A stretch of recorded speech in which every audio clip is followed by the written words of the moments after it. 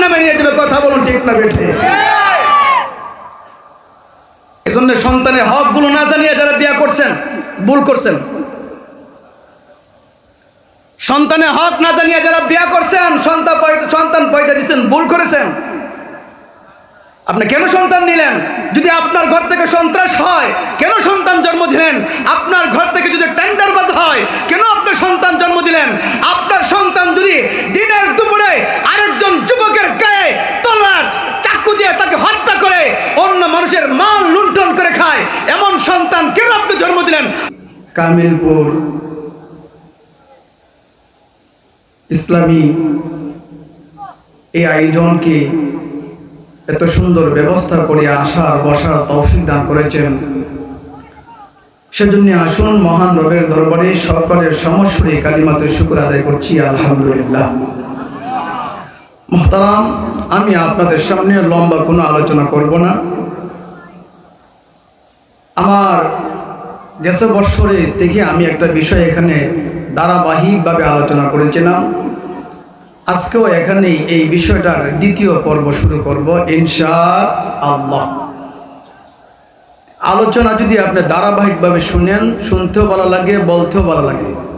এলোমেলো বয়ান করা আমাদের পক্ষে সম্ভব নয়। আমি যে আয়াত তেলাওয়াত করেছি, নবী আলাইহিস সালাতু ওয়াস সালাম অসংখ্য অগণিত হাদিসের মধ্য থেকে এক হাদিস আপনাদের সামনে পেশ করেছি। আয়াত ও হাদিসকে সামনে রেখে আল্লাহ তাআলা আপনাকে আমাকে নসিহত করেছেন। আল্লাহ তাআলা আমাদেরকে নসিহত করে বলেন, ও সন্তানের পিতা, সন্তানের বাবা যারা আছো, তোমরা নিজেরা সন্তান জন্ম দেওয়ার আগে সন্তানের কিছু হক সম্পর্কে আপনারা জেনে নেবেন। পিতা মাতার হক সম্পর্কে আমিও জানি, আপনিও জানেন। পিতা মাতার হক কম আলোচনা হয় নাই। নামাজ সম্পর্কে আলোচনা হয়েছে, পর্দা সম্পর্কে আলোচনা হয়েছে, সব কিছুই মোটামুটি হয়। কিন্তু আফসোসের বিষয়, সন্তানের হকের বিষয়ে আলোচনা আমাদের সমাজে খুব কম হয়। আমি আপনাদের সামনে প্রশ্ন করি, মা বাবা আগে না সন্তান আগে? মা বাবা আগে, সন্তান পরে। কিন্তু হকের ক্ষেত্রে সন্তানের হক আগে, মা বাবার হক পরে। মা বাবার হক আগে না সন্তানের হক আগে? সন্তানের হক আগে আর মা বাবার হক পরে। কিন্তু আমাদের সমাজে পিতা মাতার হকের আলোচনা হয়, সন্তানের হকের আলোচনা হয় না। আগেরটা পরে আনে আর পরেরটা আগে আনছে, আর আগেরটা পরে কোনো খবরই নেই। এজন্য আপনাকে আমাকে সন্তানের হক সম্পর্কে আগে জানতে হবে। এর আগে আপনাদেরকে নিয়ে কিছু কথা বলি। আওয়াজ দিবেন, আমাদের সব কিছুর মালিক কে? আওয়াজ দিয়ে বলুন, আমাদের প্রভু কে? আসমান ও জমিনের মালিক কে? সব কিছুর মালিক আল্লাহ। এই আল্লাহর জমিনে আল্লাহর দ্বীন কায়েম করার জন্য আলিম উলামা মেহনত করতেছে, পীর মাশায়েখ মেহনত করতেছে। আল্লাহর জমিনে আল্লাহর ওলিরা দ্বীনের জন্য মেহনত করেছে। এখন কিছু বিধর্মীরা আমাদের ধর্মকে কলুষিত করতে চায়, আমাদেরকে মুসলমানদেরকে ঐক্যের মধ্যে ফাটল সৃষ্টি করতে চায়। এদেশকে তারা, এদেশের মাটিকে তারা জয় শ্রীরামের, জয় রাম শ্রীরামের, জয় রাম আর শ্রীরামের স্লোগান দিয়ে এদেশটাকে যারা গৌর গোবিন্দের দোসররা এদেশকে তারা দখল করতে চায়। আমরা বলতে পারতেছি এখান থেকে, এটা শাহজালালের দেশ, শাহপুরানের দেশ। এখানে জয় রামের স্লোগান দিলে মুসলমান মেনে নিবে না। কথা বলুন ঠিক না বেঠে? এরা অনেক চক্রান্ত করতেছে। তারা হয়তো জানে না, এদের বাপ দাদা যারা এই দেশে ছিল তারাও এক সময় এই সিলেটকে জয় শ্রীরাম, জয় শ্রীরামের স্লোগান দিয়ে দেশকে তারা, সিলেটের পূর্ণভূমিকে তারা এরাদের দখল করতে চেয়েছিল, রাজত্ব করেছে। কিন্তু আফসোসের বিষয়, তারা বেশি দিন টিকতে পারে না। কথা বলুন ঠিক না বেঠে? আবার দীর্ঘ বছর পর এই দেশে আবার কিছু জালেম শাসকরা এই দেশটাকে জয় শ্রীরামের হাতে তুলে দিয়েছিল। ভারতের গুজরাটের কসাই নরেন্দ্র মোদীকে এদেশের একটা বাংলাদেশ বাংলাদেশকে ভারতের অঙ্গরাজ্য তৈরি করার জন্য চেষ্টা করেছে, কিন্তু বাংলাদেশের মুসলমান সচেতন দেখার কারণে এই বাংলাদেশকে ভারতের অঙ্গরাজ্য বানাতে দেয় না। কথা বলুন ঠিক না বেঠে? এই জন্য আপনাকে আমাকে সচেতন থাকতে হবে। যদিও স্বৈরাচারের পতন হয়েছে, ফেসিবাদের পতন হয়েছে, কিন্তু বাংলাদেশের বিভিন্ন অঞ্চলে, বিভিন্ন দেশে, বিভিন্ন জায়গায় এই ফেসিবাদের কিছু দোসররা গাপটি মেরে বসে আছে। তারা আবার কখন জেনে দেশকে আবার ভারতের হাতে তুলে দিতে চাই। আমাদের মুসলমান সচেতন আছে, তোমরা গাপটি মেরে বসে থাকতে পারো, কখনো তোমরা এই দেশকে ভারতের অঙ্গরাজ্য বানাতে পারবে না। কথা বলুন ঠিক না বেঠে? এজন্য আপনাকে আমাকে সচেতন থাকতে হবে, আমাদেরকে ঐক্যবদ্ধ থাকতে হবে। আমাদের মধ্যে হিংসা বিদ্বেষ, আমাদের মধ্যে একটা দ্বন্দ্ব লাগিয়ে দিতে পারে, এটা আমরা দ্বন্দ্ব কখনোই যেন না, এদের চক্রান্ত পা না দেই। আমরা একসাথে মিলেমিশে থাকবো। জবান খুলুন, আমাদের ঐক্যের মধ্যে যদি কেউ পাঠল ধরায়, প্রতিবাদের জন্য আমরা প্রস্তুত আছি। কথা বলুন ঠিক না বেঠিক? আমরা মুসলমান। আফসোসের বিষয় হলো ভারতের সমস্ত হিন্দুরা এক হয়ে গেছে, সমস্ত খ্রিস্টানগুলো এক হয়ে গেছে মুসলমানকে ধ্বংস করার জন্য। সমস্ত নাস্তিক এক হয়ে গেছে, সমস্ত মুরতাদগুলো এক প্ল্যাটফর্ম হয়ে গেছে, সমস্ত বেদিন এক প্ল্যাটফর্মে হয়ে গেছে। আফসোসের বিষয় আমরা মুসলমান এক হতে পারি না। কথা বলুন ঠিক না বেঠিক? আমরা মুসলমান কবে এক হব? আমরা আর কত রক্ত দিব? সমস্ত হিন্দুরা এক হয়ে গেছে, এদের মধ্যে কোনো দ্বিধাদ্বন্দ্ব নেই। সমস্ত খ্রিস্টান এক হয়ে গেছে, তাদের মধ্যে কোনো বিভাজন নেই। সমস্ত নাস্তিক এক হয়ে গেছে, তাদের মধ্যে কোনো আপনার বার্তিত্বতা নেই, কোনো তাদের মধ্যে পাঠল নেই। আফসোসের বিষয় আমরা মুসলমান এক হতে পারি না। এই কথা বলুন ঠিক না বেঠিক? আমরা মুসলমান যদি এক হতে পারি, তাহলে এই দেশে কোনো সময় কোনো হিন্দুত্ববাদ, কোনো নাস্তিক্যবাদ, কোনো খ্রিস্টান, বুদ্ধ, নাসারা এই দেশকে তাদের দখল করার সাহস পাবে না। কথা বলুন ঠিক না বেঠিক? আমার ভাই, যেহেতু সময় কম, আমি আপনাদের সামনে যে আয়াত তেলাওয়াত করেছি, আল্লাহ তাআলা বলেন, এ সন্তানেরা, তোমরা মা বাবার হক সম্পর্কে তো জানো। মা বাবার হক 14টি, জীবিত অবস্থায় 7টি, মৃত অবস্থায় 7টি, মোট হইল কয়টি? 14টি। কিন্তু আফসোসের বিষয়, যারা আপনারা সন্তানের হক না জানিয়া বিবাহ করছেন, সন্তানের হক এখনো আপনাদেরকে ধরাইলে কেউ বলতে পারবেন না। বলেন তো সন্তানের হক কয়টি? সন্তানের হক সম্পর্কে আলোচনা করলে বলে এটা আলোচনা শুনছি জানি না, বারবার কইরেন না। সন্তানের হক না জানিয়া যারা সন্তান দিবেন, আপনার সন্তান পয়দা দিবেন, কিন্তু এরা সন্ত্রাস হবে, গুন্ডা হবে। কথা বলুন ঠিক না বেঠিক? আজকে দিনের দুপুরে, রাতের আধারে যে সমস্ত সন্তান ডাকাতি করে, সন্ত্রাসী করে, এই জন্য সন্তানের কোনো দোষ নাই, এরা মা বাবার দোষ। কথা বলুন ঠিক না বেঠিক? আমাদের সমাজে কিছু সমস্ত নারী আছে, যৌবন উপনীত হয়েছে মেয়ে, মা বাবা সঠিকভাবে লালন পালন, তার দায়িত্ব হক আদায় না করার কারণে আজকে মা বাবাকে না জানাইয়া নিজের মেয়ে নিজের সঙ্গীর হাত ধরে ঘর থেকে পালিয়ে যায়। আছে না নাই? জোরে কর।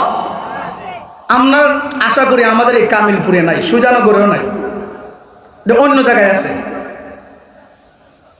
বেডি মা বাবার না কইয়া নিজে নিজের একজন জীবন সঙ্গী তৈরি করে চলে গেছে। দেখেন না, পত্র পত্রিকায় নতুন গড়ে হয়েছে, নিখোঁজ হয়েছে, নিখোঁজ হয়েছে। এখন দেখা যায় আজকের পত্রিকায় কুচ পাইয়েছে, পুলিশে দেখা যায় তার প্রেমিকের হাত ধরে পালিয়ে গেছে। কথা কয় না? দুষ্কার মেয়ের না মার? এটা মা বাবার দোষ। যদি মা আর বাবার সন্তানের হক সঠিকভাবে আদায় করত, এই মেয়ে সাহস পেত না অন্য কোনো পরপুরুষের হাত ধরে নিজের ঘর থেকে পালিয়ে বেগে যেতে পারে। কথা বলুন ঠিক না বেঠে? আজকে মা বাবার গাফলাতির কারণে, মা বাবার সন্তানের হক আদায় না করার কারণে আজকে আমাদের সমাজের সন্তানগুলো নষ্ট হয়ে যাচ্ছে। না করতেছে পর্দা, না পড়তেছে নামাজ, না পড়ে কোরআন তেলাওয়াত, আছে শুধু টিকটক নিয়ে, আছে ফেসবুক নিয়ে, আছে নষ্টমি নিয়ে, সমাজকে নষ্ট করতে চায়। নামাজ সমাজের মানুষকে একটা ফিতনার দিকে নিয়ে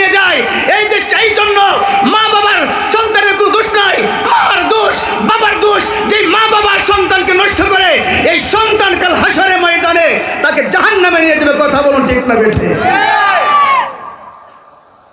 এজন্য সন্তানের হকগুলো না জানিয়ে যারা বিয়ে করছেন ভুল করছেন।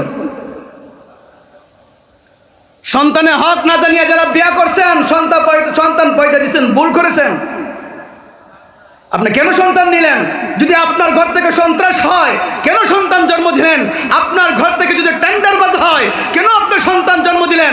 আপনার সন্তান যদি দিনের দুপুরে আরেকজন যুবকের গায়ে তলোয়ার চাকু দিয়ে তাকে হত্যা করে অন্য মানুষের মাল লুণ্ঠন করে খায়, এমন সন্তান কেন আপনি জন্ম দিলেন? আপনি দোষী, আপনি মা দোষী, আপনি বাবা দোষী। কথা বলুন ঠিক না বেঠে? মা বাবা দয়া করে আজকের বয়ানের পরে সন্তানের হক না জানিয়ে সন্তান জন্ম দিয়েন না। কারণ আপনার মা, আপনি, আপনার সন্তানই আপনাকে গলায় ছুরি দিবে। কথা বলুন ঠিক না বেটি? এই তো গেছে কালকে দেখলাম নিজের মাকে নিজে মুখে টিপাদা ধরছে, ছেলে মার মুখে টিপাদা ধরেছে, আর মায়ের গায়ে তার পুত্রবধূ আঘাত করে যেন মা চিৎকার না দিতে পারে। দুষ্টা কার? সন্তান তার মার মুখে টিপাদায় ধরেছে, চাপ দিয়ে ধরেছে, আর পুত্রবধূ মাকে আঘাত করে। দুষ্কার? মার দোষ। এমন সন্তান জন্ম দিলেন কিনা যে সন্তান আপনাকে আঘাত করে, এর জন্য আপনার দোষ। আমার ভাইয়েরা, আল্লাহ তাআলা কালামের হাকিমের মাধ্যমে জানিয়ে দেন, ও মা ও বাবা, যারা তোমরা নতুন করে সন্তান জন্ম দেওয়ার জন্য তৈরি হয়েছো, আমি আল্লাহ নিয়ম কানুন দিয়েছি, এইভাবে তোমরা নিয়ম কানুন মেনে সন্তান জন্মগ্রহণ করো। সন্তানকে জন্ম দেওয়ার আগ মা বাবা সন্তানের হক সম্পর্কে জানতে হবে। যেই ছেলে বিবাহ করবে সেই সন্তান নিজের চোখটাকে হেফাজত করবে, হারাম খেতে পারবে না, রক্তটাকে পাক করতে হবে। যেই মেয়ে বিবাহ করবে, সন্তান নেবে, যে মেয়ের রেহেমের ভিতরে সন্তান পয়দা দিবে, মেয়ে তার চোখটাকে পর পুরুষ থেকে হেফাজত করতে হবে। পর্দা লঙ্ঘন করতে পারবে না, নিজের চোখ দ্বারা পর পুরুষ দেখতে পারবে না। নিজের সব কিছু একমাত্র আল্লাহর ভয়ে নিজেকে গুছিয়ে রাখবে। নামাজ পড়বে আল্লাহর, কোরআন তেলাওয়াত করবে আল্লাহর। ও মা, তোমাকে কোনো দোষারোপ করতে চাই না। ও বাবা, তোমাকে কোনো দোষারোপ দিতে চাই না। আপনি যখন সন্তান নেন, বিবাহের দিন, প্রথম দিন মা স্বামী আর স্ত্রী জায়নামাজে বসে আল্লাহকে ডাকবে, উভয়জন মিলিয়া নামাজ পড়বে, আল্লাহর কাছে চাইবে, রব্বি লা তাদারুনি ফারদাও ওয়া আনতা খায়রুল ওয়ারিসিন।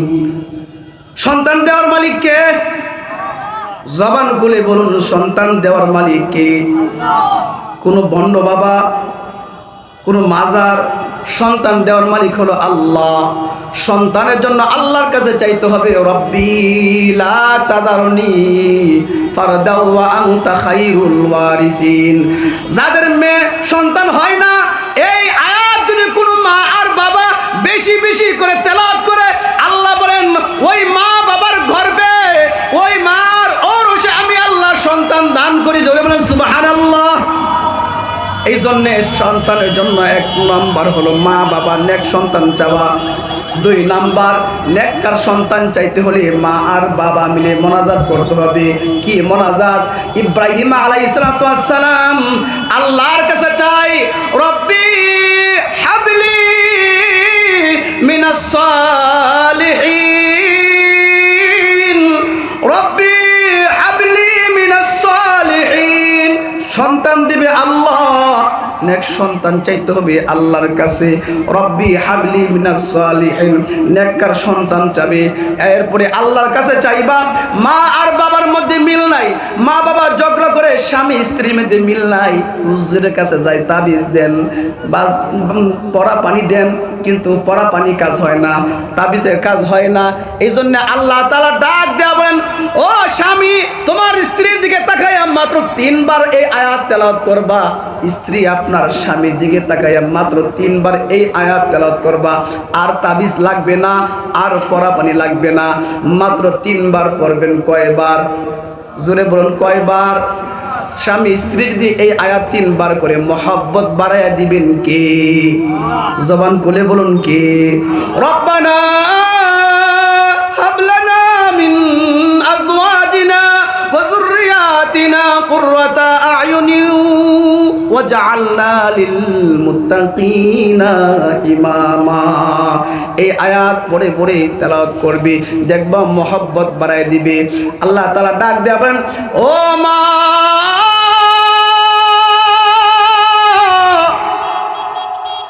আমি আল্লাহ তোমার জন্য আরশে আজিমের দরজা খুলে রাখছি, আমার কাছে চা। আমার কাছে চাইলে আমি আল্লাহ দেই, কিন্তু মা বাবা আল্লাহর কাছে চায় না, চাই বন্ড বাবার কাছে, চাই দয়াল বাবার কাছে, চাই মাজারের কাছে, যে দেওয়ার শক্তি নাই। সন্তান দেনেওয়ালা কে? জবান খুলে বলুন, সন্তান দেনেওয়ালা কে? সন্তান দেনেওয়ালা আল্লাহ।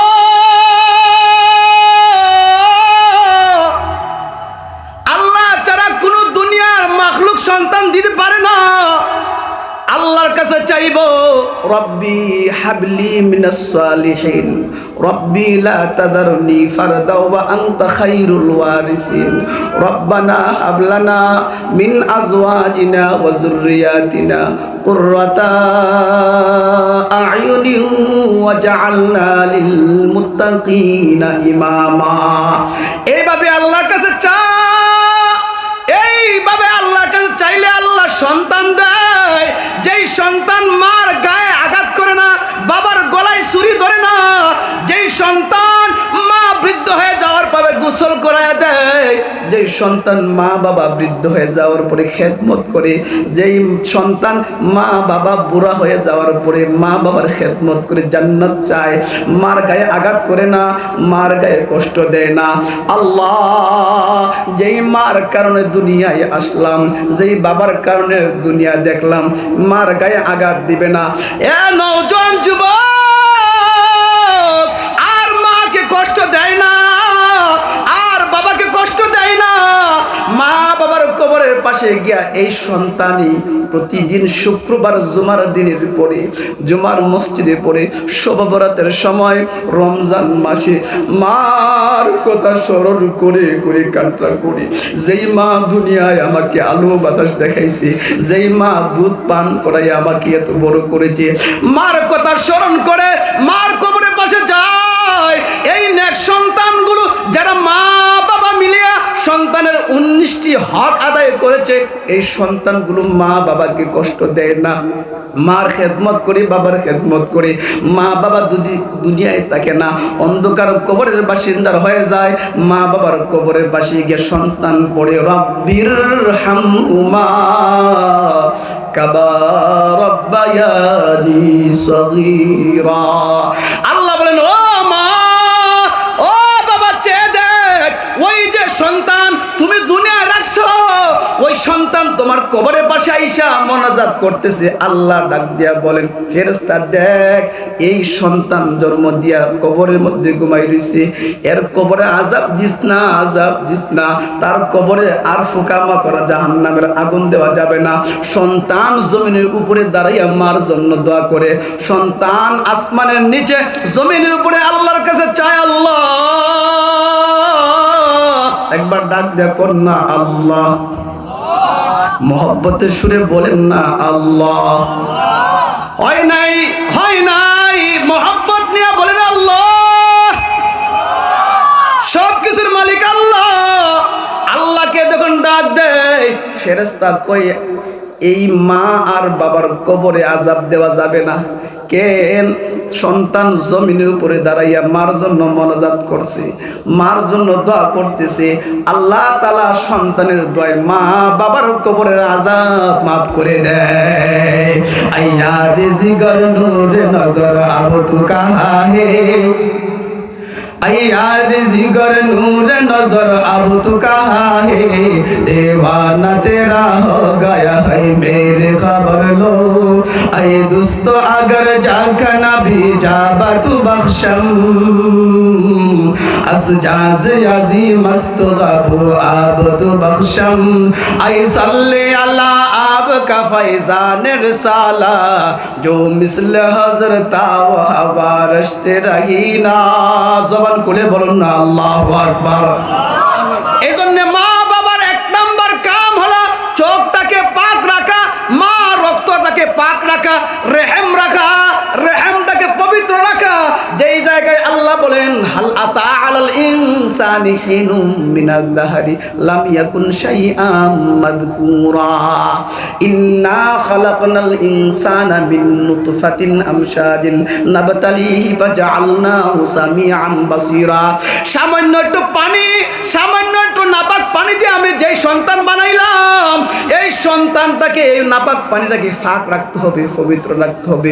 রক্ত যার পাক তার বীর্যগুলো পাক, রক্ত যার পাক তার সন্তানটাও পাক জায়গায় হবে। নেককার পাক সন্তান আল্লাহ তাআলা দুনিয়ার মা বাবার জন্য সদকায়ে জারিয়া কবুল করেন। সুবহানাল্লাহ।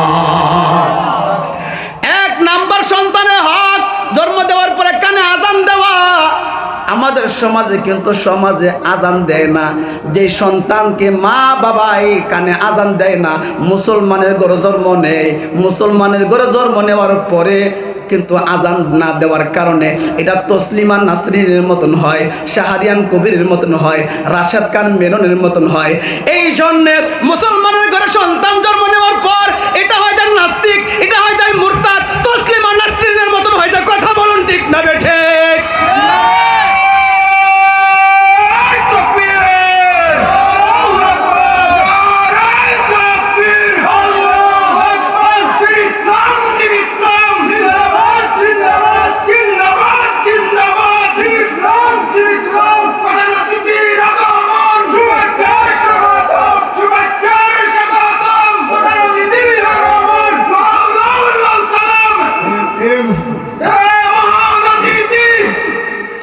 আমার ভাই প্রধান অতিথি চলে আসে, সবাই মিলে একবার তাকবীর দেন। নারে তাকবীর।